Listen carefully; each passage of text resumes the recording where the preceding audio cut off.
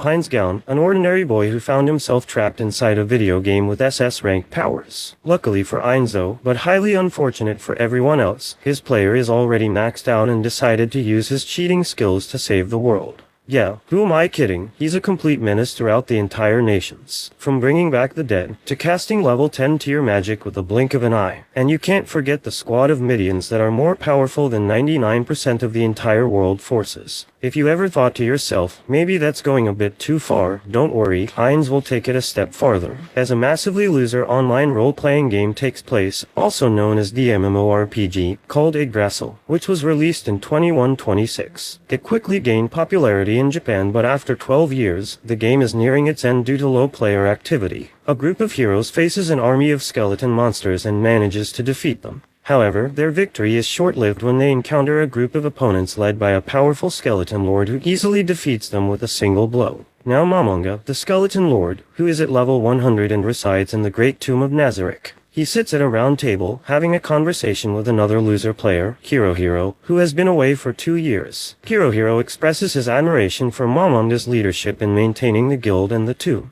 However, he is too tired and decides to log out, as the other players are unavailable due to their busy real lives. Even though I guess you couldn't relate to that. As it is the last day of the server, Momonga decides to spend it alone. Hoping to meet the others somewhere else in the future, he takes a moment to reminisce about the memories he made with all the players. He picks up the guild weapon, the Staff of Heinz Gown, which was crafted by some of the players during their paid vacations. Sadly, out of the 41 members, everyone except this loser Momonga quit the game, choosing to focus on the real world. While exploring, Momonga comes across the NPCs, including Sebas and the combat maids of Pleiades. He commands them to follow him to the throne room, where he instructs them to stand by. Momonga takes a seat on the throne, accompanied by the strongest NPC of the tomb by his side. He accesses the settings of the NPC, which were created by Tabula, and his weird ass adds a feature to her that portrays her as deeply in love with himself, using his administrative powers. He then commands all the NPCs to bow down, reminiscent of the past times he had fun with his loser friends. However, Momonga realizes that something is wrong when the server does not shut down as expected. He is unable to access his console or use chat or GM calls. My teammates, an NPC standing beside him asks what's wrong and starts calling his name, which surprises Momonga as NPCs should not be able to talk. He tries to use all the in-game functions and realizes that they still work, but he cannot contact any admins or access his console. My teammates in games, the NPCs, respond to his orders, leaving Momonga in surprise. To assess the situation, Momonga orders Sebas to leave the tomb and confirm the surroundings. He also instructs the Pleiades to guard the 9th floor. Momonga becomes more confused as the NPCs follow his orders without specific commands. He even orders the strongest girl beside him to come closer, and he can feel her presence, smell her, check her pulse, and yes, even his weird self had to touch her. These experiences make him realize that this is part of real life. He then orders the NPCs to gather in the lightning arena on the 6th floor. Momonga teleports there using his ring and searches for the twin Dark Elves Guardians, which were set up by his friend Chegama. Oro arrives and calls Mare, who is hesitant to jump but eventually joins Momonga. They inquire about the legendary item in Momonga's hands, and he introduces it as a god artifact with power that surpasses god level. Momonga decides to test his magic and finds that he can summon a primal fire elemental simply by speaking its name, without needing to click any icons from the console.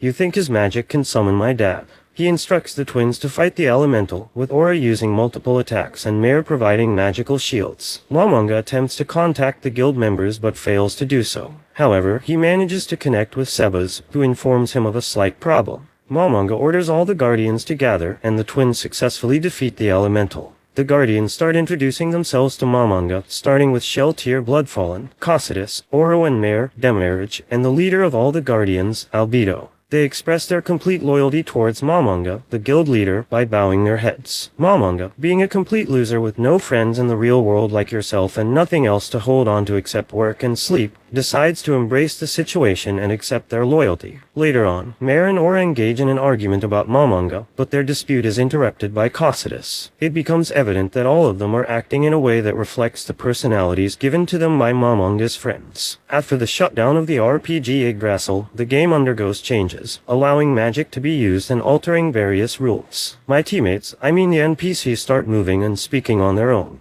Albedo and the others pledge to work hard and live up to the expectations of their master, and I'm pretty sure if some of my viewers were in this game, they would be down bad. Momonga informs everyone that the Great Tomb has been caught up in an unknown situation and he has sent Sebas on a survey. Sebas returns and reports that there are no buildings or creatures within a 1-kilometer radius, leading Momonga to realize that the tomb has been transported to an unknown place. He orders the creation of a stronger information system and fortification of defenses. Mare suggests covering the walls with dirt and vegetation to conceal the Great Tomb, which Momonga approves. Lastly, Momonga asks everyone what kind of person he is to them. Each expresses their gratitude, describing him as merciful, wise, loving, and caring. Albedo, in particular, expresses her love for him. Why is this man's living my dream? Momonga leaves the room, and the others discuss his kindness, finding him amazing and an absolute ruler. Meanwhile, Sheltier experiences a crisis of excitement, causing her underwear to be affected. However, Albedo and Sheltier began in a heated argument over Momonga and was about to end the series right there and then, to be honest. The others discuss the future of Nazarick, considering the possibility of Momonga having an heir. Cocytus contemplates being an uncle, and eventually, Sheltier and Albedo agrees that Albedo will be the head wife first. Albedo then begins explaining her useless plans to the others. Momonga attempts to swing a sword but begins to realize that it only fails due to his magic class stats. And now 3 days have passed since he arrived in this new world, and he realizes that he feels emotionally unstable at times. However, he doesn't experience hunger or the need to sleep.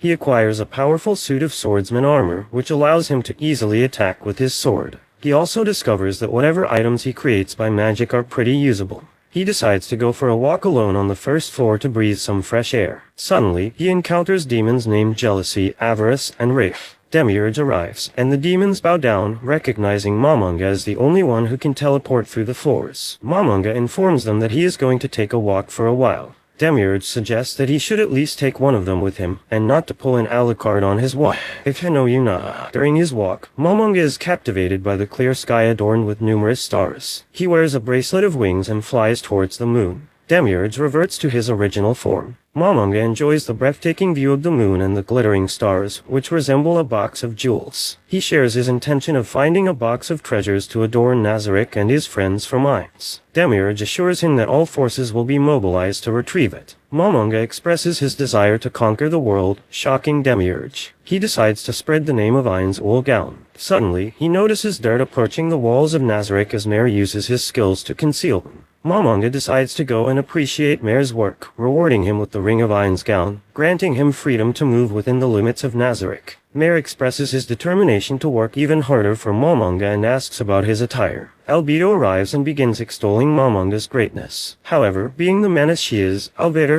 is a bit jealous upon seeing the ring in Mare's hands. Momonga gifts her with a ring as well, and instructs Demiurge to prepare one for him on another day. He leaves, and Albedo shouts with excitement.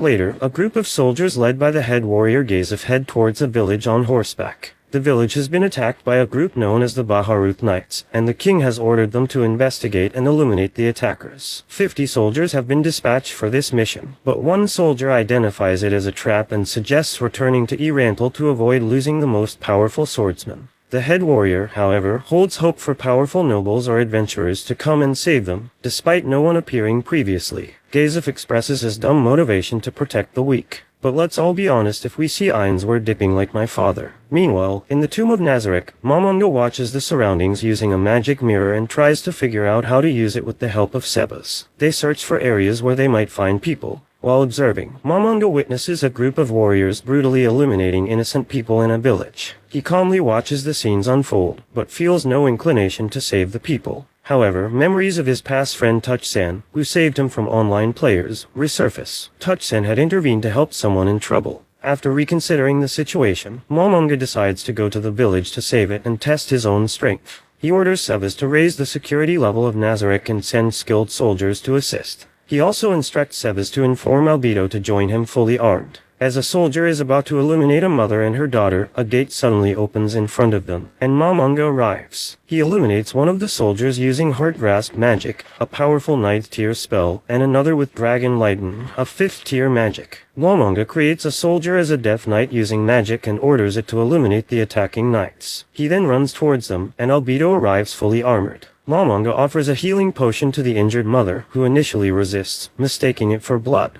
Albedo attempts to eliminate them, but Momonga stops her and orders her to lower her weapon. The mother eventually takes the healing potion, quickly healing herself. Momonga introduces himself as a magic caster and creates a protective wall around them. He gives them a pair of horns, which can be blown to summon an army of goblins if they are attacked. The mother and daughter express their gratitude for saving them, and Momonga reveals his name as Ainz-Ulgaun. Meanwhile, the soldiers have taken control of the villagers and are attempting to eliminate them. However, the Death Knight arrives and starts slaughtering the soldiers with powerful blows. It also eliminates Chief Blues. The soldiers try various strategies to defeat the Death Knight but fail. Momonga appears with a mask on his face, ordering the Death Knight to stop. He introduces himself and instructs all the soldiers to run and inform their leader about him, warning them to dismantle their kingdom. The grateful villagers bow their heads in thanks. Later, Momonga gathers information about this world from the village chief and his wife. They provide details about the surrounding kingdoms, including the Re-Esti's kingdom, the Baharuth Empire, and the slain theocracy. Momonga learns that the attacking soldiers were from the Baharuth Empire, aiming to create enmity between the Re-Esti's kingdom and their empire. The nearest city to the village is Erantal, where adventurers usually hunt goblins and monsters for rewards. Momonga decides to go to the city to gather more information. While the villagers mourn the loss of their loved ones who died in the attack, Momonga contemplates using the Wand of Resurrection to revive them all. However, he refrains from doing so to avoid unnecessary trouble. He is satisfied with saving the village. As he walks, Momonga considers spreading the news of the village's rescue under the name of Ainz-Ulgaun. He wonders if there are any other Yggdrasil players in this world and where they might be. As they prepare to leave, Albedo displays rudeness towards a human. But Momonga stops her and advises treating humans with both calamity and kindness. Momonga encounters another problem as the chief discusses a group of knights approaching the village once again. Momonga orders all the villagers to stay at home and positions himself with Albedo and the chief to face the knights. Suddenly, a soldier brings news of unknown figures approaching the village. The king of the slain kingdom orders their head priest to eliminate Gaze of Stranolf, the strongest warrior of the Re-Esti's kingdom. The head priest is given a treasured item containing the miracle of gods and mobilizes their units for the attack. Momonga and Gazef discuss the situation and realize that the monsters from Yggdrasil have also appeared. Gazef offers his services to Momonga, but Momonga refuses, thanking Gazef for his gratitude and assuring him that he will protect the villagers. Gazef heads towards the enemies, leaving the village and planning to create an opening for the villagers to escape. He attacks with his army of soldiers, eliminating many angels, but they continue to respawn. Gazef uses his focused battle aura and eliminates more angels, but they persist due to the magic casters. The magic casters focus their attention on Gazef, and the army returns to engage in the fight again. They fight with multiple attacks, but Gazef spots the head priest and targets him. Despite his efforts, the head priest keeps spawning more angels, leaving Gazef feeling frustrated. The people of the village are scared, witnessing Gazef fighting against the overwhelming magic casters. Gazef falls after a direct attack, but he stands back up with patriotism and motivation to protect his kingdom. The head priest believes Gazef's determination is foolish and assures him that his death will be painless. Gazef smiles with a sense of irony, revealing that someone stronger than him is in the village, calling the head priest a fool. The head priest prepares to eliminate Gazef, but Momonga intervenes. Suddenly, Gazef disappears, and Momonga takes his place. The villagers and chief are shocked, and Gazef, holding the item given by Momonga, becomes unconscious with a smile. Meanwhile, Momonga introduces himself as Ainz-Ulgaun to the people of the slain kingdom. He declares his opposition to the entire army of magic casters. Momonga demonstrates a bit of his power by easily eliminating two angels that attack him directly with their swords, leaving everyone in shock. Ainz warns the people to offer their lives without resistance and threatens them with a painful death if they refuse. The magic casters launch low-level magic attacks against Ainz, but he remains unfazed. One magic caster makes a direct hit, but Albedo swiftly beheads him. The head priest then attempts to use Principality Observation, but Ainz stops the angel's attack with his bare hands and destroys it with Hell Flame, a powerful spell. The head priest uses a Yggdrasil item, a crystal that seals magic other than top-tier spells. Ainz orders Albedo to protect him as the head priest spawns a big angel, their strongest trump card. However, Ainz dismisses it as child's play and the battle continues. The head priest commands the angel to use Holy Smite, a 7th-tier magic attack against Ainz, but Ainz remains unharmed. Ainz counters by making the angel disappear using his black hole magic, demonstrating his power surpassing even demons. A glass breaks in the sky, indicating someone had been watching the battle using information magic. Ainz activates his defense barrier, knowing they haven't seen the full extent of his power. The head priest starts begging for his life, offering rewards to Ainz, but Albedo dismisses them as lower life forms. Ainz, being fed up with the BS, removes his mask like a menace and takes their lives. On their way back, Albedo is impressed by Ainz's composure and asks him about saving the humans. Ainz explains that they must move forward, considering the enemy stronger than themselves. He used the humans as pawns to understand the strength of their enemies. Albedo expresses her love towards Ainz. Later, in the tomb of Nazarick, Ainz apologizes to everyone for acting on his own and announces that his name is now Ainz ul Gaun. He instructs everyone to call him Ainz. Albedo and others pledge their loyalty to their leader, ensuring that everyone in this world will know his greatness and calling him the ruler of death, the Overlord. Ainz aims to spread his name in the hope of reaching any friends who may come to this world. Later, Albedo provides Ainz with updates regarding the reports on their surroundings while they search for any Yggdrasil players. Aura expands the area of surveillance to include the great woodlands near Nazarick. It is revealed that the man they captured earlier was Nigun, the commander of the Special Ops Unit for the Sumlit Scripture of the Slain Theocracy. Ainz identifies the Slain Theocracy as a nation that believes humans must unite against all other races. He commands Albedo not to contact them for now, in order to avoid creating a negative image in Karn village. Ainz appreciates Albedo's work, and Albedo expresses her love towards him. Ainz clarifies that the feelings Albedo has for him are a result of his influence, and Albedo is content with that. Ainz reveals that he made a mistake with Tabulous Settings, the friend who created Albedo. Albedo replies that her father will forgive Ainz for marrying her, once again showing her love. Suddenly, Sheltier arrives and Albedo and Sheltier engage in an argument. Ainz intervenes and tells them to stop, and Sheltier leaves, mentioning her unavailability for a short time.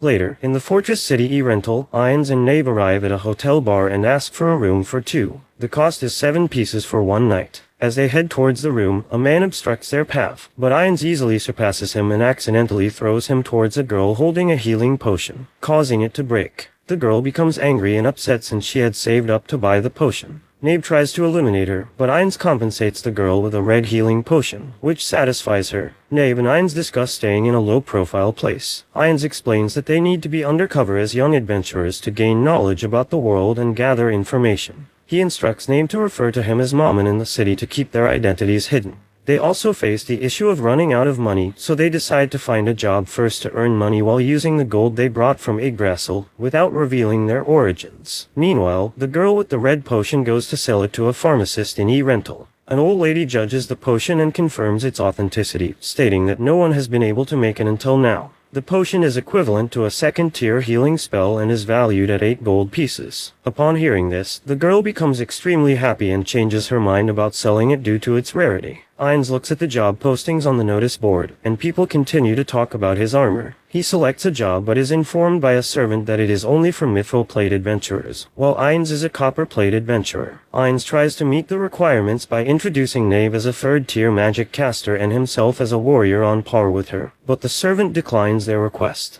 Ainz then requests the hardest quest available for a copper-ranked adventurer. Suddenly, a group of guys approaches them and asks Ainz and Nabe to join their clan called the Swords of Darkness. The clan members introduce themselves as Peter Mock, Luckervolv, Dianwood Wonder, and Ninya the Spellcaster. Ninya is a talent holder, a child born with an affinity for magic, which impresses Ainz. They mention another famous talent holder in the city named Balarshi, the grandson of a famous pharmacist, whose talent allows him to use all magic items. Ainz finds this information dangerous. The clan explains their job to eliminate monsters near the city of Erental, with a reward from the guild. The whole clan sees it as their daily routine in a win-win situation. Ainz agrees to join them and reveals his illusionary face. One of the clan members expresses her love for Nabe, but receives a rude reply and is stopped by their leader. As they are about to leave, a servant suddenly approaches with a job request from Balar. Nabe moves forward to protect Ainz, but he stops her and decides to consider the request after they finish the job with the clan. Balar introduces himself and shares his plan to go to Karn village to gather herbs, asking Ainz to guard him. Ainz finds it troublesome but inquires why Balar specifically requested him, as he had just arrived in town. Balar explains that he heard about Ainz defeating higher-ranked adventurers at the hotel, and he wanted to try someone new and hire a cheaper copper-plate-ranked adventurer. They decide to go immediately. In another scene, a girl dressed unusually, a past member of the Black Scripture, enters a basement resembling a cave. She meets Khajiit and buys him a crown of wisdom, which is proof of a shaman princess. It is an item that emits high-level magic. She asks Khajiit for help in accessing the item to capture a talent holder in the city who can use any magic item. In exchange, she offers to help Khajiit with his ritual, and he agrees. As Ainz, Nabe, and the others continue their journey towards Karn village while protecting Balar, they take a break near a lake to drink water and refresh the horses. Peter warns Ainz that things will get dangerous ahead, and Ainz realizes that he cannot use a lot of magic while inside his armor, so he plans to fight as a warrior. Nabe will use 5th tier magic if necessary, and if that's not enough, Ainz will take the situation more seriously. The area they are in is known as the Wise King of the Forest, and Balar explains that it is inhabited by a mighty creature, a silver, 4-legged being with a snake-like tail, who is wise and capable of using magic, which intrigues Ainz. Meanwhile, in the tomb of Nazarick, Demiurge visits Ainz's room and finds Albedo enjoying herself with a body pillow she made for Ainz. It turns out that she has been knitting pillows and socks for their future child as well. While Ainz finds the clan's magic interesting, he also notices that their technology is of a medieval level, and the sophistication of their magic astonishes him. Luckrat starts teasing Nabe again, calling Ainz and Nabe lovers, which excites Nabe and leads her to talk about Albedo. Ainz interrupts her and tells Luckrat not to interfere in their personal lives. Peter apologizes on Luckrat's behalf, and suddenly they hear sounds of monsters approaching. Peter points out the direction from where they are coming, and Ainz orders Balar to stay in the cart while the others prepare to fight. Ainz decides to take on all the monsters himself, instructing the others to take care of Balar. Everyone joins the battle, with Ainz using his twin big swords to deliver powerful blows, leaving everyone in shock. The others fight goblins and other monsters, and when the bigger monsters try to escape, Ainz orders Nabe to stop them, which he does with a lightning attack. The monsters are easily defeated, and one of the clan members starts collecting some of their parts to submit to the guild for rewards. The clan is impressed with Ainz and Nabe's skills, considering them to be as skilled as royal head warriors. Ainz, being the nice soul he is, appreciates their teamwork. During dinner that night, Ainz contemplates how to escape the situation since he cannot eat or sleep due to his skeletal body. He shares a pre-made religious theory with everyone, stating that they shouldn't eat for a few days after eliminating someone to escape suspicion. He then asks about the origin of the name Swords of Darkness for their team. Peter explains that it comes from the 13 heroes, and the Swords of Darkness are 4 of those heroes. Their ultimate goal as a clan is to find those swords. Each member shows a symbol of a small sword to represent their allegiance. Ainz reflects on his past, when he was weak and alone until a white holy knight saved him and led him to his comrades. He considers them to be wonderful allies and friends and cannot forget the days he spent with them.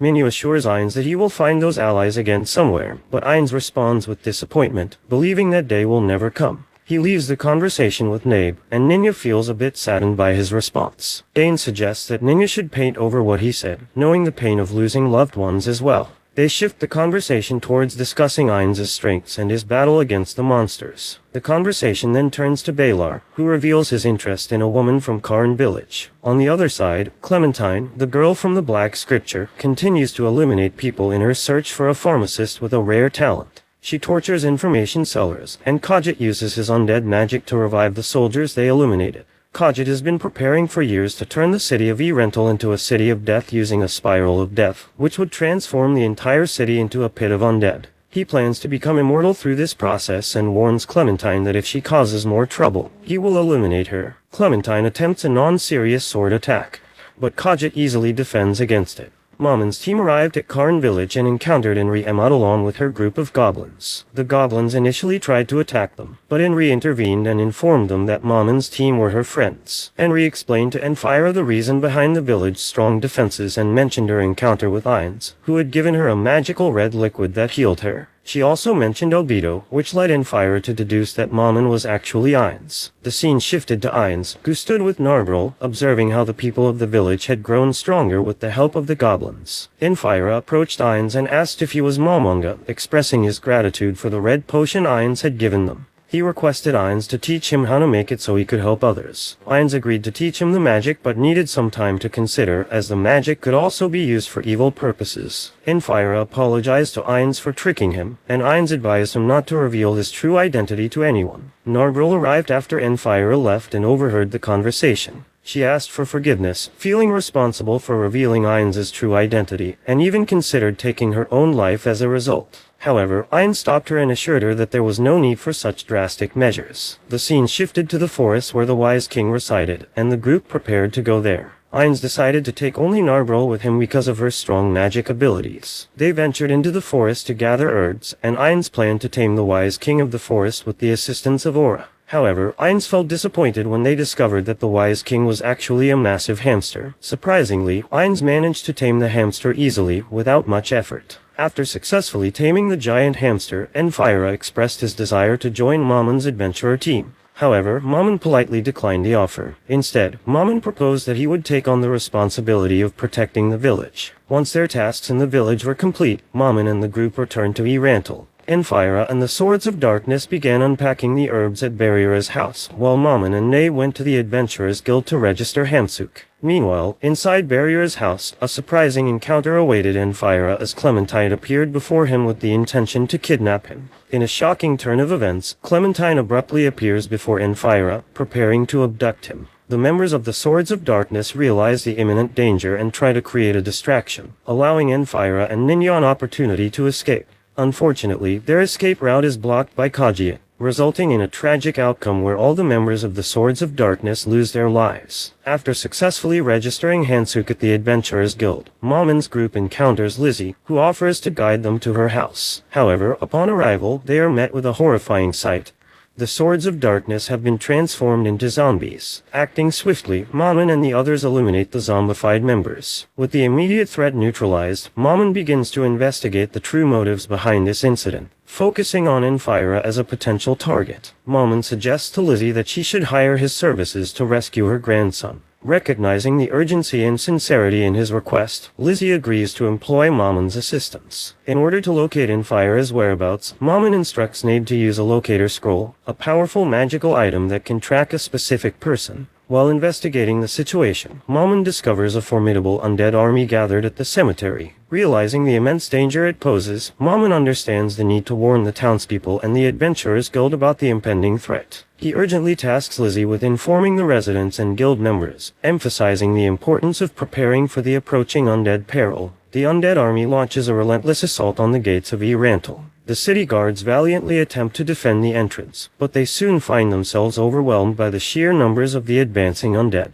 The defenders struggle to hold their ground as the enemy's forces continue to overpower them. Mamon's group arrives and fights their way through the undead horde. Along the way, they encounter the members of Zeranorn, who are in the midst of performing a dangerous ritual known as the Death Spiral within the city. Mamon decides to leave Nabe to confront Kajiat while he and Clementine move to a different location to continue their confrontation. Mamon reassures Clementine that he doesn't need to fight her with full seriousness, and their duel commences. Kajiat insults Nabe, calling her a fool, and summons a skeletal dragon that is resistant to magic. Nabe unsheathes her sword and effortlessly defeats the dragon with a single strike, leaving Kajiat completely shocked. He recreates the dragon and uses multiple spells on it. He then attempts to attack Nabe directly with a spell, but she had already cast a shield spell, frustrating him. In response, Kajiat channels negative energy to empower the dragon even further. The dragon becomes stronger and launches an attack on Nabe. Kajiat is astounded when Nabe stops the dragon's assault with her bare hands, revealing her incredible physical strength. Nabe informs him that she was created by supreme beings who surpass even gods. The scene shifts to the battle between Mamon and Clementine,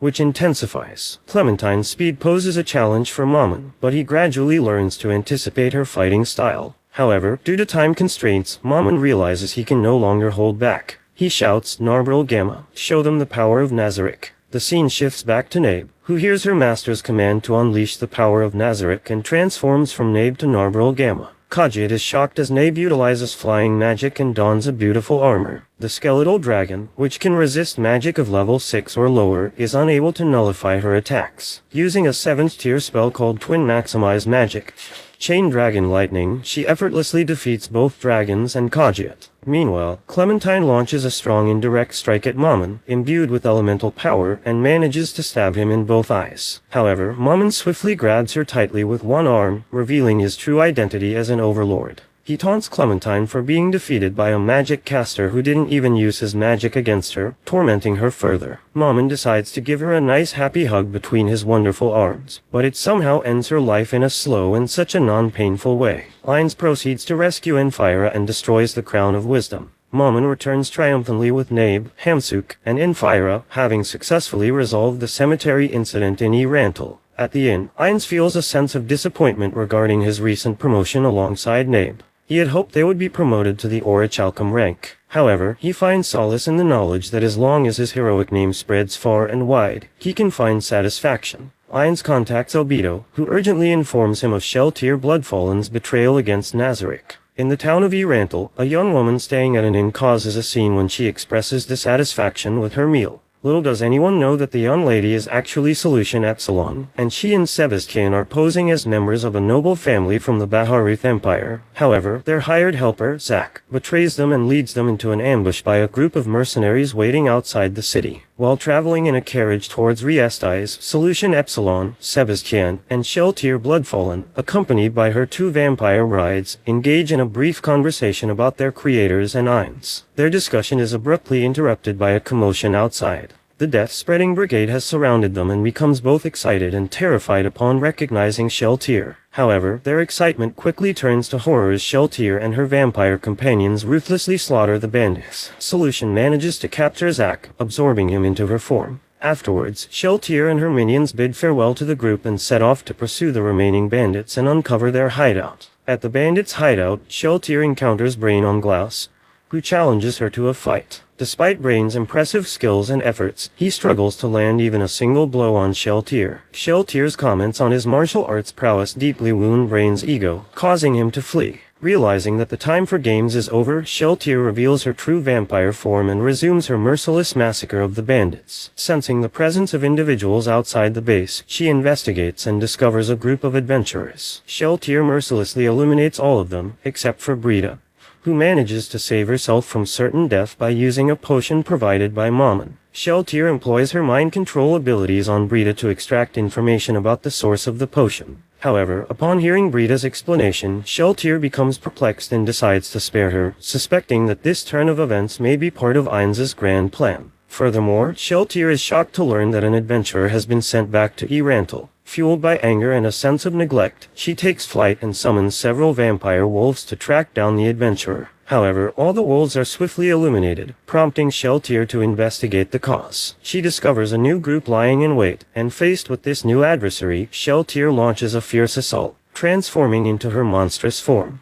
With her powerful Spewit lance in hand, she initiates an attack, only to be skillfully blocked by the leader of the group. Seizing the opportunity, the leader commands an elderly woman among them to activate her dress. The magic of the dress glows, and a beam of light shoots directly at Sheltir. As Sheltir feels her thoughts being manipulated, she quickly counterattacks, illuminating the person attempting to control her and their bodyguard. In the throne room of the Great Tomb of Nazarick, Ainz utilizes powerful magic to observe Sheltir Bloodfallen from a distance. He expresses frustration at having to rely on such potent items to address this problem. Unexpectedly, he receives a brief message from Narbril Gamma, informing him that he has been summoned by the Erantal Adventurers Guild regarding the discovery of Sheltir. In Erantal, disguised as Mammon, Ainz attends a meeting organized by the Guildmaster, Pluton Einsach. The meeting is attended by three other Mithril-ranked adventurer teams, Rainbow, Skywolf, and Kralbra. They have all been assembled to address the vampire issue. Ainz, aiming to minimize the impact of Sheltir's appearance, fabricates a story in which he claims to be familiar with the vampire, referring to her as Hanyok, and asserts that he has been actively pursuing her. Additionally, he reveals possession of a sealing crystal containing a powerful 8-tier spell, which he plans to employ.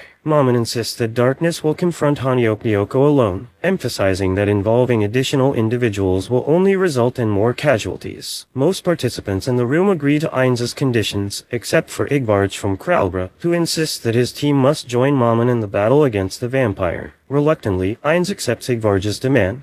However, during their journey to Sheltir's location, Igbarge is defeated and eliminated by Mayor Bellofior, one of Ainz's friends. Ainz and Albedo continue their advance towards Sheltir, with Ainz revealing his magical ring named Shooting Star. He hopes that the wish-granting power of the ring will reverse the mind control on Sheltir. To his surprise, the magic of the ring fails to work, leading Ainz to panic and order a retreat. He teleports himself and Albedo to a safer location. Albedo tries to inquire about the situation, but Ainz experiences a fit of rage. However, his undead nature helps him regain control, and he calms down, explaining to Albedo that the divine item's magic had no effect on Sheltir's mind control. He reveals that only world items possess the power to counter it. Initially believing there were no world items in the new world, Ainz urgently instructs Albedo to accompany him to the treasury to retrieve the world items stored there. In the treasury, Ainz and Albedo are accompanied by Yuri Alpha. As they reach the entrance to the inner sanctum, Ainz opens the gate and they encounter a humanoid octopus-like creature. Albedo mistakes it for her creator, Tabula Smaragdina, but quickly corrects herself upon realizing it is an imposter. This imposter is revealed to be Pandora's actor, a doppelganger serving as the area guardian of the treasury. Pandora's actor introduces himself and deduces their purpose, offering his assistance in retrieving the world items. Feeling embarrassed by Pandora's actor's playful behavior, Ainz privately requests him to act seriously and refrain from unnecessary antics. To emphasize his point, Ainz presents Pandora's actor with his own Ring of Ainz wool gown.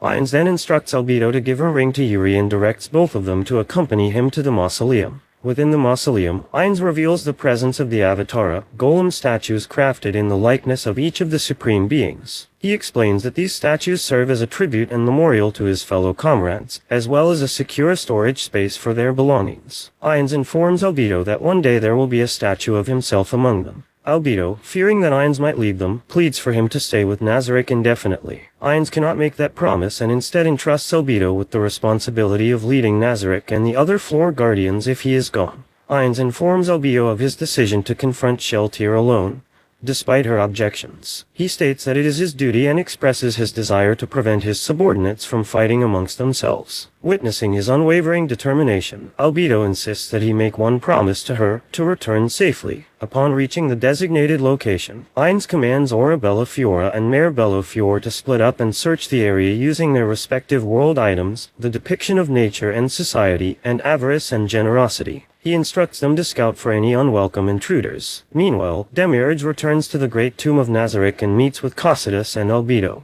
Curious about the situation, Demiurge learns that Ainz intends to confront Sheltier Bloodfallen alone. Albedo firmly expresses her belief in Ainz's inevitable victory, while Demiurge expresses concern for his master's safety. He reminds Albedo of her past criticism when Ainz went to Erantil to become an adventurer. Demiurge desires to support Ainz but is stopped by Cocytus, who received direct orders from Ainz to prevent any interference. Demiurge reluctantly agrees to Cocytus' decision, but not without asserting that if Ainz were to fall, he expects Albedo to step down from her position as Overseer Guardian. Surprisingly, Albedo accepts this demand, still maintaining her unwavering faith in Ainz's abilities and his safe return. Ainz arrives at the location where Sheltier is in standby mode, sensing the perfect opportunity to engage in battle. He enhances his abilities by casting spells that boost his stats and equips quick-change items to adapt swiftly to various situations. Finally, he readies himself to unleash the devastating power of super-tier magic, Fallen Down. As the spell nears completion, its tremendous force inflicts massive damage, leaving behind a vast crater where the floor guardian once stood. However, Sheltier reveals that she is not only equipped with Spewit Lance but also wearing her resilient Valkyrie armor. Though seemingly undamaged, she acknowledges that Ainz's attack did cause some harm. Now, she prepares to retaliate against her master, readying herself for an offensive assault. A fierce battle ensues, accompanied by verbal taunts and powerful attacks from both sides. Initially, Sheltier gains the upper hand, but Ainz utilizes his experience to strategically turn the tide. Unwilling to be outdone, Sheltier summons her Einer Jar, a physical double that adds complexity to the fight. Yet, Ainz cleverly counters the combined assault and manages to defeat the duplicate. The surroundings brighten, only to reveal a vast sandy expanse. However, to Ainz's surprise, Sheltier remains unharmed by this devastating attack. She taunts him, asking if he has any last words. Refusing to admit defeat, Ainz maintains his confidence and declares that Sheltier was careless in her actions. He boldly claims that everything is proceeding according to his grand plan. As Ainz calmly faces Sheltier, he expresses gratitude towards her overconfidence, which allows him to execute his plan. Sheltier begins to suspect that Ainz has been deceiving her all along, realizing that he possessed knowledge of her abilities from the start. Ainz, adorned in shiny silver armor recognized as Touchme's, counterattacks and inflicts a deep wound on Sheltier with his katana, Take Mikazuchi Mk8. Boasting that he possesses the combined power of all 41 supreme beings, Ainz overwhelms Sheltier with a series of attacks using various divine weapons. When Sheltier manages to pierce Ainz with her Spewit Lance, she believes victory is within reach, but she is surprised by a voice coming from Ainz's watch. Ainz declares the battle over, enraging Sheltier. who continues her assault. However, she is caught off guard by a skill activated by an unknown source. As Ainz prepares to unleash his powerful super-tier magic, Shell-tier charges forward, aiming for a fatal blow. However, her attention is diverted by the activation of a skill, allowing Ainz to complete his spell. Shell-tier is consumed by oblivion, admitting defeat to her master in her final moments. Ainz then informs Mayor Bellofior about Shell-tier's situation and returns to Nazarick to revive her. The other floor guardians remain cautious, fearing that Shell-tier may still be under the influence of mind control even after resurrection. Preparations are made to restrain her if necessary. When Shell-tier is successfully revived, she discovers a gap in her memory and realizes her breast pads are missing, much to the annoyance of her colleagues. Ainz assumes responsibility for the events that transpired and reflects on the time he spent with his comrades. Recognizing the need to enhance their power in the face of potential threats, Ainz learns from Albedo that Nazarick has discovered the Great Lake, the domain of the Lizardmen. Months later, Darkness is promoted within the Adventurers Guild, and Enfira and Lizzie settle in Karn Village, receiving a warm welcome from Henri Emma and Lupus Regina Beta. Elsewhere, Gaze of Stranoth encounters a despondent Brain on Glaus in the city, and in the Slain Theocracy, the leader of the Black Scripture reports their encounters with a powerful vampire to the 6 cardinals. Although concerned, they emphasize the importance of being cautious towards anyone capable of defeating such a formidable creature. Realizing their reduced strength, the cardinals propose sending a team to gather information and monitor the area. They believe that caution and knowledge can compensate for their weakened state. As Mammon, Ainz prepares for another adventure, asking Shell-tier to activate Gargantua before leaving the guild.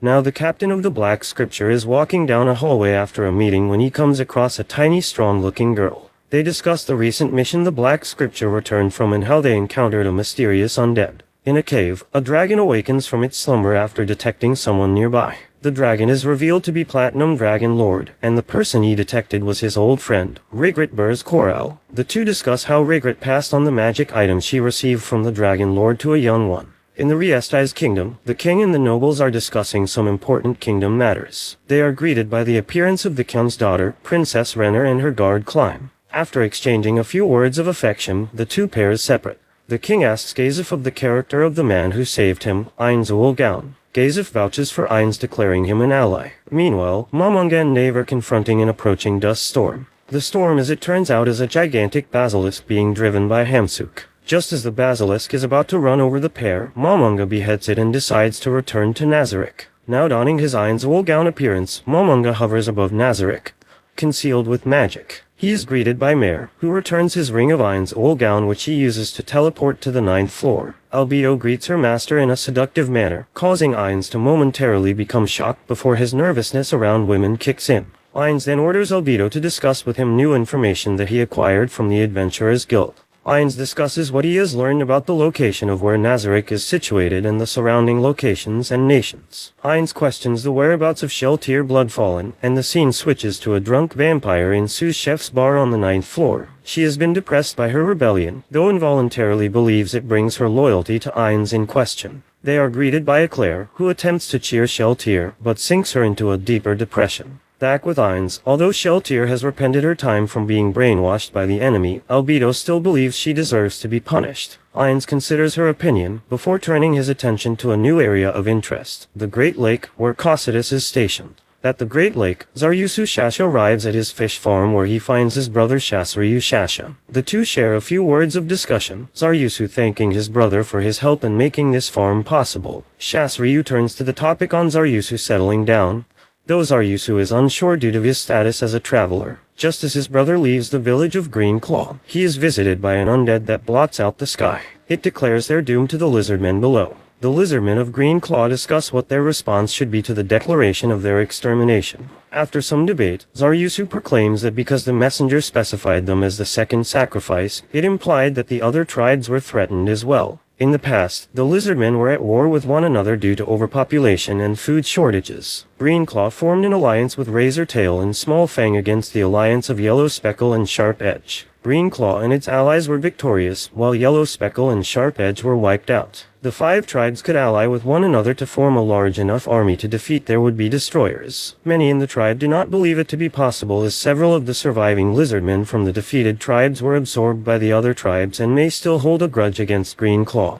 and its allies. Shasryu concurs with Zaryusu's wisdom and appoints him as an emissary of Green Claw to gather the tribes of Red Eye and Dragon Tusk. In a private meeting between Zaryusu and his brother, it's revealed that one of Zaryusu's motivations for uniting the tribes to fight their new adversary is to reduce the population of the lizardmen in the wetlands. Years ago, there was a massive war among the lizardmen over resources due to their growing population. The war that caused two of the tribes to disband, and Zaryusu feels there is no way to avoid another war like that. When asked what he will do should the tribes refuse to join their alliance, Zaryusu replies that he will eliminate them first, before riding off with Rororo. The scene switches to the Great Tomb of Nazarick, where Demiurge asks where Ainz is, to which Eclair replies that Ainz would be spending time at a human village. Since Sebastian is away, Eclair has taken up all the butler's duties to compensate. The Penguin does not mind as he is motivated to work harder so that he may one day sit on the throne of Nazarick. Zaryusu arrives at Red Eye and is given an audience with the acting chieftain. Much to his surprise, the chief is an albino female who introduces herself as Krush Lulu. Krush's exoticism arouses him to the point he proposes to her on the spot.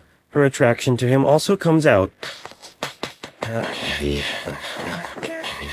However, the two regain enough of their sense to address the more pressing matter, the threat of extermination. Krush explains Red Eye plans to evacuate the wetlands, though Zaryusu advises against it. He warns that the other tribes will retaliate should one of the other tribes tries to escape to a new habitat, and possibly might start another intertribal war. Taking note of the veiled threat, Krush reluctantly agrees to ally her tribe with Green Claw in face of extinction. When Zaryusu asks how her tribe managed to survive the shortage of food during the previous war, Krush is hesitant to say. In the end, she tells him in anguish of her tribe's desperate story of survival, resorting to cannibalism. Krush is ashamed of the past, though is comforted by Zaryusu. At the site of construction, the Great Forest of Top, Intoma Zeta gives Cocytus a series of scrolls to use for his upcoming campaign. Intoma herself has been ordered to monitor Cocytus's progress at Ainz's orders. With the alliance with Red Eye secured, Zaryusu's next destination is Dragon Tusk. He is joined by Krush and after arriving at Dragon Tusk's village are met with hostility. Sanbrew Gugu approaches them and demands a duel with Zaryusu. Sanbrew Gugu orders his tribe that he will duel Zaryusu Shasha. Should the latter win, he would be Dragon Tusk's new chieftain. Sanbrew is eager to fight against Zaryusu, seeing him as a top-grade warrior. Zaryusu agrees on the condition that Krush Lulu be spared should he fall. As the duel between the two progresses over time, Sanbrew manages to land a blow on Zaryusu, but he eventually loses due to exhaustion from one of Frostpane's abilities. After the match, Zenbrew later hosts a feast for the two. At the feast, Zenbrew pledges to have his tribe join the war against the Supreme One but asks if they can win. Zaryusu doesn't know yet. He feels as if the enemy possessing overwhelming strength were arrogant enough to deliver the warnings to the tribes. Zaryusu plans to exploit that arrogance when their forces clash, though Krush believes it's better to surrender and risk enslavement. Zaryusu counters that if they choose enslavement they may risk losing much more, but Krush believes it to be the best course. Despite their different views, Krush asks Zaryusu not to die, to which he complies, not until she gives him her answer. 4 days before the undead invasion, the trio then arrive at the village of Razor Tail, where the other remaining tribes have gathered.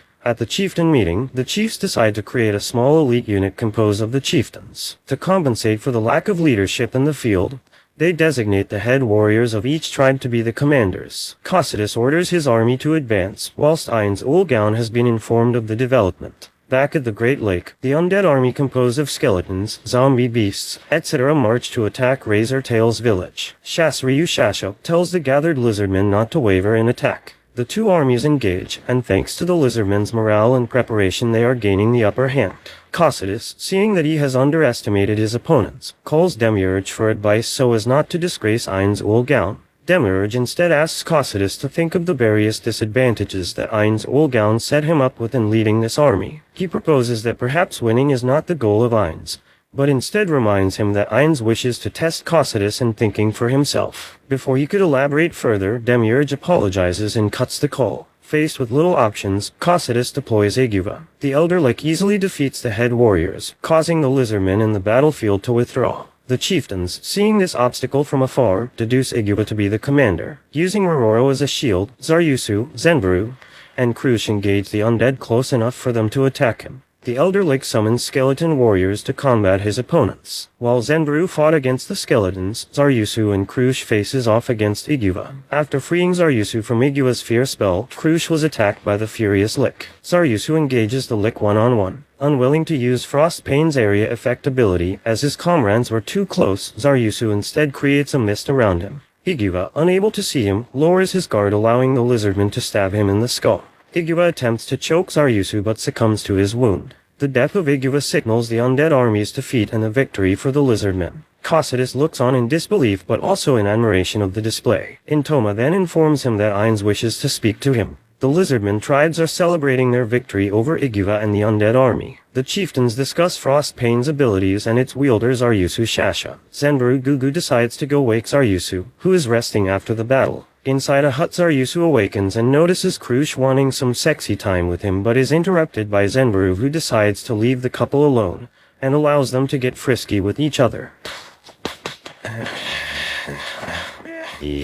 Meanwhile, in the Great Tomb of Nazarick, Ainz holds a meeting with his guardians. He opens the meeting by welcoming and introducing Victim, guardian of the 8th floor, to the rest of the other guardians. Ainz tells Victim that he intends to use his special ability should a person attack them with a world item. Next, he turns to Demiurge. He asks about the sheep used to make scrolls. Demiurge gives them the name Abelian sheep and describes them as two-legged sheep beasts. Ainz, turning to Sheltier, who is still depressed over her rebellion. Sheltier begs for a punishment over it, which Ainz accepts and tells her that he will give her one later. Lastly, he turns to Cocytus, who apologizes for his defeat against the lizardmen. Ainz asks him why he lost, and Cocytus admits that he had underestimated his foes and lacked information on them as well as the land topography. He also states that the undead army lacked commanders to give orders on the battlefield. Ainz is impressed and delighted at what he said, but that he still needs to be punished for his defeat. Ainz orders Cocytus to exterminate the lizardmen alone as his punishment. However, he makes a request that the lizardmen be shown mercy, for which Albedo yells at him. Ainz orders her to be silent, and Cocytus states that the lizardmen are more beneficial to Nazarick alive rather than dead. He says that they are capable warriors and is against killing them for that reason. The idea is rejected at first initially, but Demiurge suggests an idea to Ainz that they can keep the lizardmen alive as an experiment to see if they can govern them without the use of fear. Ainz then accepts the idea and orders that Gargantua be activated, and then he calls the meeting to a close. After the meeting with their master came to an end, Cocytus thanks Demiurge for his idea. Ainz returns to his chambers happily and realizes that someone has sprayed perfume on his bed.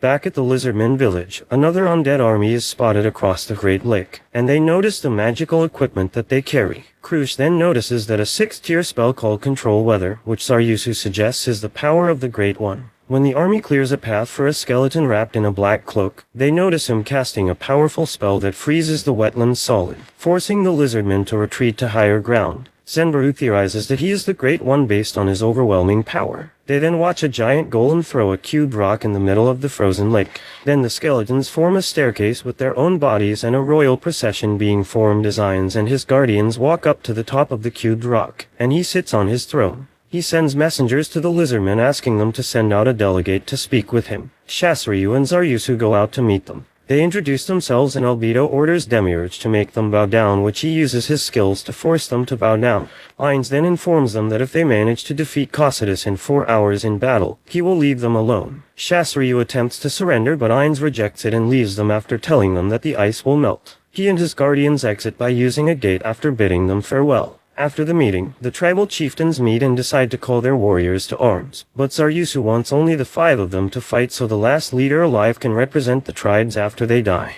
When they decide Cruz should be the one to stay behind, she objects, but Zaryusu talks her into it. He embraces her once more before she then asks him to impregnate her. After teleporting from the Great Lake, Victim takes his leave from his master and the rest of the floor guardians to return to guard Nazarick. At the newly built base in the Great Forest of Tob, Aura apologizes for its shabbiness, but Ainz Ulgaun thinks it is satisfactory. Ainz also takes notice of a throne constructed out of bones, learning that it is a gift from Demiurge, who offers it to him. Ainz is hesitant to accept it and instead orders Sheltier to come forth and kneel to act as a chair for him. Although this act is supposed to serve as a punishment for her rebellion, the vampire, however, feels ecstasy and joy, while the other guardians, except Albedo, who wanted to be the chair for Ainz, praise Ainz's decision. While so, Ainz decides to observe how the lizardmen reacted to his ultimatum. He uses the mirror of remote viewing to observe their preparations. While shifting through the images, he comes across Zaryusu Shasha and Krush Lulu making love with each other. Ainz is shocked and quickly cancels the magic. Despite the rest of the Guardians being disgusted at their actions, Ainz quickly gives an explanation that the lizardmen are doing it to keep one's race alive from facing extinction.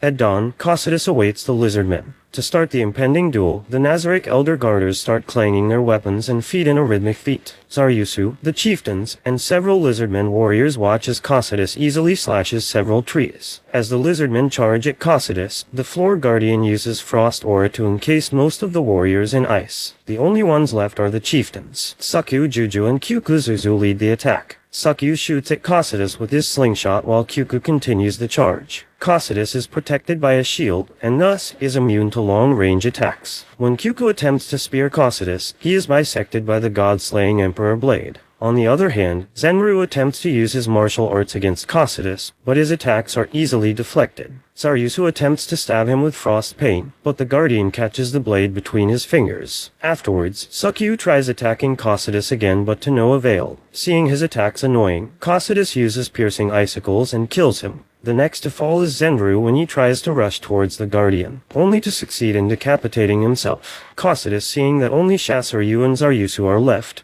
forcing them to survive for as long as they have. Cocytus, respecting his opponent, asks them to declare their names to him. After the introductions are done, Shasaryu uses magic to manipulate the mud to attack him, but are rebuffed by Cocytus's defenses. Later, Zaryusu uses Icy Burst to cloak the area and missed. The older brother attempts to strike Cocytus with his blade and is killed. Zaryusu is the last one to attack, to which Cocytus easily catches his blade once again. However, the blade begins slipping from Cocytus's grasp. Frostbane had been coated with blood, and as it slides closer to Cocytus's chest, he declares the tactic to be magnificent. Unfortunately, the blade is blocked by Cocytus's passive ability, and Zaryusu is later slain. Cocytus is praised by his master, who designates him as the ruler of the lizardmen. Cocytus asks what will be done with the slain lizardmen, to which Ainz responds that they will be used to create undead. However, Cocytus states that would be a waste, as the lizardmen possess a warrior's spirit that can contribute to Nazaric. Ainz, surprised at Cocytus's input, decides to accept it. Later, Cocytus then brings the last remaining chieftain, Krush Lulu, before Ainz. Being the lizardmen's representative, Krush declares the tribe's official surrender and allegiance to their ruler. Ainz offers Krush a chance to bring Zaryusu from the dead. But in return, the albino must act as Nazaric's spy amongst her people and be on the lookout for possible rebellion. Zaryusu awakens to find Krush hugging him and Ainz Olgaun commenting on his successful return from the dead. Zaryusu is weak, yet in awe by the revelation that Ainz possesses such power. Zaryusu and Krush prostrate themselves before Ainz, acknowledging him as a supreme being. Just as Ainz leaves, Zaryusu makes a request that his comrades be resurrected. Ainz considers the request and tells him to preserve the body. Zaryusu eventually succumbs to his ordeal and collapses in Krush's arms. Sebastian enters the Magician's Guild inside the city of Re-Estize. He asks the clerk about a spell in the directory, and the clerk tells him that it is a first-tier spell called Floating Board, which is used to transport items. Interested in this spell, Sebastian leaves after buying a magic scroll for that spell and walks outside the building. As he is walking through the alleyways, he spots a man throwing a sack out the door of his establishment. The man walks back into his house, so Sebas has Shadow Demon cut open the sacks not to determine if it is dangerous. Finding no danger, he begins to walk by it, but a badly bruised injured person grabs his ankle, forcing his attention. Sebastian sees that it is a woman that is inside the sack. The man who threw the sack out comes back and asks Sebas what he is doing. Irritated, Sebas pockets his scroll to then grab the man by the shirt, demanding to know who the woman is. The man states that she is one of his employees. Sebas decides to take her with him, but the man protests by saying that if Sebastian takes her, then he'll be killed by the criminal organization called Eight Fingers. Remembering his creator's motto, Sebas gives the man money to flee the country before taking the woman with him back to the mansion. Back at the mansion, Solution greets Sebas and notices that he is carrying a human. She asks Sebas about the severely injured woman, and he says that he found her and asks Solution to assess her condition. Solution inquires why he did not simply leave her for the temples. He makes an excuse and still has her treated. Sometime later, Solution returns and tells Sebas that the woman has syphilis and 2 other diseases, several cracked ribs and fingers, tendons in her arm and leg torn, her teeth had been forcefully pulled, an anal fissure. Seems like she really loves some rough love-making time. Sebas asks her to heal her, to which she hesitates at first, but ultimately complies. Sebas leaves to go buy food while Solution heals the woman. When Sebas returns with food, the woman is awake and fully healed. Sebas serves her the food which she thanks him for and eats quickly. Sebas informs the woman that he will protect her and comforts her when she cries. He then asks for her name. She says her name is Tuer and Sebas gives her his name. Sebas leaves to give Tuer time to rest. Meanwhile, Rain wakes up from a nightmare about Shell-Tier blood fallen. He goes downstairs to meet Gazef Stronov, who found him and brought him back to his house. Brain then tells Gazef that there are things stronger than both of them. At night, guards are patrolling a field when they are stabbed and turned into undead by Tia and Tina, and then they burn the field that is filled with drugs. Meanwhile, the Eight Fingers hold a meeting and discuss their business. Hilma Signius, leader of the drug trade department, is asked about one of her fields being attacked. She says that it might affect her distribution. Zero, head of the security department, offers to help guard the fields, but Hilma refuses. Kakodol, head of the slave trade, asks Zero to do a task for him. He asks Zero to retrieve a woman who is supposed to be disposed of, which Zero accepts. Ainz Wolgaun in his Momonga disguise is busy counting his pay earned from the adventurer quests he completed. Narbril Gamma arrives to report she has acquired the samples of ore which Ainz plans to test using the exchange box. Climb is joined by Gazef Stronov, who offers to spar with him. The two parry blades with each other, however. Climb is no match for the warrior captain, becoming exhausted in the end. Climb is told he lacks talent but should continue to gain experience. For his hard work, Gazef gives Climb a potion to heal himself. As Climb leaves, Gazef tells his vice captain that Climb's power is capped at gold, thus limiting how much stronger he could be going forward. Climb returns to the palace and encounters Marquis Revan and Prince Zanuck. Zanuck sarcastically greets Climb, asking if he is going to see his sister, who he refers to as a monster. Climb is annoyed by Zanuck insulting his girl. He respectfully declares Renner to be compassionate. Zanuck still asks Climb to pass on a message to Renner. He warns that their older brother Barbaro plans on using Renner as a political marriage chip, whereas Zanuck offers, if Renner comes to his side, he will allow her to retire to the frontier once he becomes king. Climb arrives at Renner's chambers, where he finds her drinking tea with her friend, Lachius, who introduces him to Tina. There, Renner is shown the document Blue Roses retrieved from the raid on Eight Fingers drug plantation, and easily deciphers the message, determining it is a list of various locations throughout the capital city. It's believed that the locations are Eight Fingers affiliates, but Lachius notices the underground brothel isn't on the list. She proposes that Blue Rose is targeted and asks Climb to inform Tia, Evil Eye, and Gagarin of their findings. Meanwhile, Sebastian returns to the mansion and is greeted by Tuer serving as a maid. Seeing her nervousness, Sebas assures her that her cooking is delicious, causing her to blush. Solution asks Sebas if they should inform Ainz that they have accepted a human as a maid. At the end of their conversation, the mansion's front door is knocked on by two strangers. The two enter the mansion and introduce themselves as Stefan Hyvish, a patrol officer of the law, and Succulent, who is a representative filing a complaint against Lady Solution. Solution nonchalantly retires and orders her butler to handle it. During the talks, it's learned that Succulent is a representative of the brothel that claims that Sebas kidnapped one of their employees. Stefan warns Sebas that he will one day return the girl to Succulent. After they leave, Solution asks how he wishes to proceed. Sebas replies that he wishes to take a stroll. Once Sebas leaves the mansion, Solution decides to call Ainz. She reports that Sebastian may have gone rogue and confirms she has evidence to prove it. Climb heads to the inn where Gagarin and Evili are staying. He informs the duo that Lachius wants both of them to mobilize for a raid on a brothel housing slaves. They discuss power as they note Climb's trading, and mention Lachius Kilainura, which once belonged to the Black Knight of the 13 Heroes, which is demonic in nature. Gagarin also remembers the moments she walked in on Lachius debating with the blade, as she was fighting the dark influence to maintain control over it, but was more than strong enough to be responsible with it. As the conversation goes on, Evili informs the both of them of the new adventurer team, Warrior Momonga and Casternate, with the wise king of the forest as a pet, leaving Gagarin astounded by their reported feats. Climb wishes to be capable of such strength someday, but Evili advises him to go at his own pace, and not to lose his humanity in pursuit of power. Meanwhile, Rainunglaus is still living in the attic of Gazef's home and goes out to run errands for him, and goes past a crowd watching a group of drunk men assaulting a boy for simply bumping into them. Climb also goes by the crowd and moves to stop the matter, whereas Brain walks away, viewing it as not his problem. He turns when he notices Seba's incredible movements and goes to see the incident. Both witnesses Sebas move with skill and speed to resolve the matter in one punch. Climb moves in to give a healing potion to the boy and sees Sebas walking away. They separately follow the butler into an alleyway, where Climb enthusiastically asks Sebas for a quick lesson in string after witnessing him recently. Sebas examines his hands and sword, noting it is the young man's reserve weapon due to a slight ding on the blade edge. He sees Climb as trustworthy and decides to give him a lesson, how to overcome fear of death. By flooding Climb's senses with killing intent, Climb dodges at the last possible instance by overcoming his fear by thinking of Renner. Sebas congratulates Climb for surviving, as the shock alone would have killed him. When Climb asked who Sebas was, he merely said he was an old man who knew how to handle himself. Sebas, wanting to give another lesson, is interrupted by a panicked Brain, who, having witnessed this around the corner, is moved by Climb's ability to overcome intense fear and asks to also learn from Sebas. However, the trio are beset by 5 assassins sent by Succulent. Sebas downs 3 of them alone, leaving the last 2 to be handled by Brain and Climb.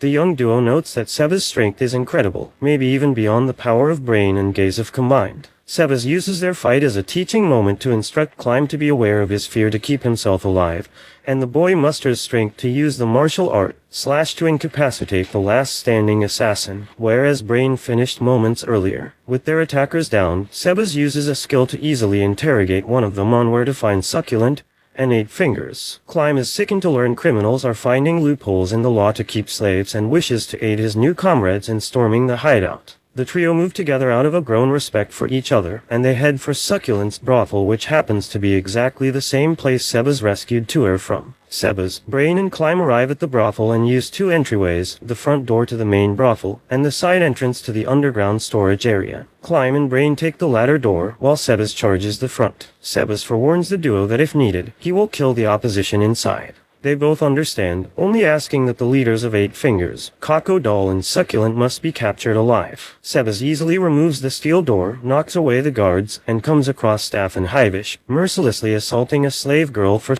pleasure. Upon seeing the gruesome sight, Sebas intensely slaps Staffan into a bloody state, and after the constable pleads for mercy with money, Sebas concludes that he is unworthy of life and kicks him in half. Brain and Climb locate a trapdoor leading to the underground storage. While Brain scouts further, Climb stands watch, but encounters Crocodile and Succulent arrive by a hidden passage in front of him. Succulent uses his illusion magic to gravely injure Climb, until Brain returns and defeats him with his God/Slash technique. The trio are successful in apprehending the 2 members of 8 Fingers and return to their respective homes. Brain returns to Gazev's home and the 2 have dinner, discussing Climb's progress and Shell Tear Bloodfallen. Sebas returns to the manor, only for Solution to be in her Pleiades attire. Yeah, baby, wait for, telling him that Ainz is waiting for him inside. Climb returns to Princess Renner, who is pleased that he is safe. After Climb retires for the night, Renner calls in the maid that she knows is spying on her to tell her about how amazing Climb was, only for her to actually plan on killing the maid for disrespecting Climb within her ears. Late at night, Zero gathers the remaining members of 6 Arms to search the perpetrators of the raid on the brothel for opposing the 8 Fingers. Sebastian is called before Ainz Olgaun, who has brought with him Demiurge, Victim, and Cocytus. Seeing Sebas sweating, Ainz tosses a handkerchief to his feet. Solution Epsilon brings Tuer per Ainz's orders. Demiurge readies to use controller magic on her, but Ainz permits her to stand of her own will as she is brave enough to look Ainz straight in the face. Given that Sebas was ordered to be discreet in his information gathering but has brought unwanted attention, Ainz will forgive him if he kills Tuer. Stunned by this order at first, he seriously attacks her as she readies herself for death and fully trusts him. Mid-attack, Cocytus blocks him as this was a test, confirming to Ainz that the attack was unquestionably a killing blow as ordered, proving Sebas' loyalty is unfeigned. Determining that enough information was gathered, Ainz declares the mission complete and leaves with Victim to Nazarick. Sebas does not offer an apology to Tuer, instead offering to petition his master for memory alteration magic for her to live peacefully among humans. However, she does not wish to leave, as her life was small and difficult. Even growing up, she was always hungry as the feudal lord of her land took most of the crops grown, leaving her people with next to nothing. But serving under him and his kindness, she wants to continue as a maid so long as she can still be with him. Sebas then decides to ask Ainz to allow Tuer to continue in his care as a maid in Nazarick, but only if she has no human world attachments. Tuer's only attachment is her little sister. Sebas goes to petition Ainz, and before he goes, Tuer kisses him. Sebas returns to the meeting room, teased by Demiurge for his flushed face. Ainz returns, asking if Demiurge is satisfied by the test. As Sebas wanted to override her memories, Demiurge proposes killing her for making certain no knowledge of them is leaked, which is rejected by Ainz, not wanting to kill needlessly with nothing to gain from it. When discussing where to have her, Sebas opts to have her serve as his maid, stunning the others in the room. As Sebas pleads his case, Demiurge is quick to point out the negatives of his decision, and as they argue, Momonger remembers Touch Me and Albert Elaine Otto arguing over which mission with the best drop rate to take on. Returning to the present, Cocytus interjects that the both of them stop arguing in front of Ainz, but he is happy for this nostalgic bickering.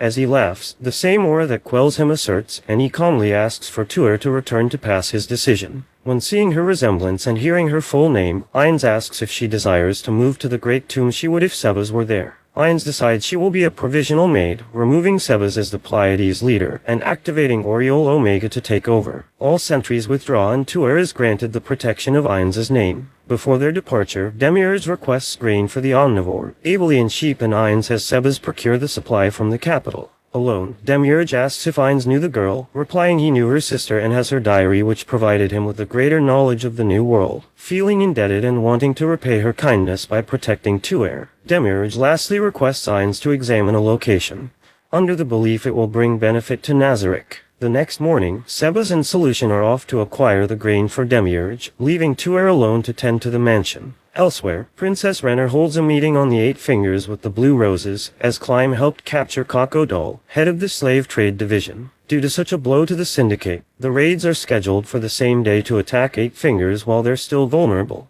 By day's end, Sebas and Solution return to the manor, finding a note by Six Arms that states that they took Tuer to their base, demanding Sebas come alone. Solution reminds Sebas of Ainz's decree, and the Pleiades message their master. As Ainz is preoccupied, he relays to Albedo to send support to Sebas. While she questions saving an inferior being like a human, Ainz had promised her his protection in his name, and demands support. Albedo relents and moves to send reinforcements for Demiurge to command on-site. After communications to Ainz and Albedo privately remarks her thoughts that his renaming of himself after the guild is ridiculous. The guild flag lies on the floor, having been replaced on the wall by the original Mamunga banner. Demiurge gathers the Pleiades, Mare, and Sheltier. Sebas leaves the room for them to discuss their mission to destroy Eight Fingers. Demiurge has Intoma display a holographic image of an individual that is off limits to all in the squadron, especially Sheltier, due to her bloodlust and habit of playing with her prey. Concluding his plan, Demiurge receives contact from a shadow demon that an 8th base has been located and sends Mare with Intoma to go there. Fearing that Ainz might grow weary of the floor guardians should they fail him again, Demiurge finalizes the operation and vows that failure is not an option. In the royal encampment, Climb applies a stealth coating to his mithril armor to move in the night. He gathers with other squad captains to hear the Blue Roses reviewing the plan for the raid on Eight Fingers. Gagarin greets Climb and Brain, who says Gagarin wanted to make sure Climb was safe with him. Brain and Gagarin joke about, and she leaves a positive impression on Brain. Arriving at one of the designated hideouts, Walkmeyer deactivates his invisibility to give a report. 5 members of Six Arms are inside, and a girl is held captive in a cell. Due to Six Arms being present, the group believes they should fall back, but stop as they see Sebas arriving. Both parties explain their situations and adjust the plan. Sebas will directly handle Six Arms and focus the security to the front door, while Climb, Brain, and Lockmeyer covertly infiltrate the stronghold. As Sebas enters the front gate, he is welcomed by 4, not 5, of the remaining 6 arms. Sebas asks if Zero is up there, and when they affirm it, Sebas points to Solution to scout the balcony. 6 arms, misinterpreting this gesture, states it will do him no good as they will make him suffer, whereas Sebas counters that if they attack him and all once, they may survive at least 10 seconds. As they introduce themselves, Sebas is immediately angered by Davernok's title of Undead King as he is an inferior undead, and instantly blows his head off, following with decapitating Edstrong, and punching Vishirian's head clean off, and finally killing the frightened Moundbest, causing a fright amidst the Eight Fingers subordinates. Solution relays to Sebas that Zero is not among the patrons on the balcony, and Sebas gives himself another 10 seconds to slaughter the henchmen. All the while, Brain, Climb, and Lockmeyer infiltrate the stronghold with no issues and reach the cell holding Tuer. Elsewhere, Helma wakes up from sleeping and finds her manor encased in shrubbery. Behind her stands Mare, who asks if she is the most important person in the manor.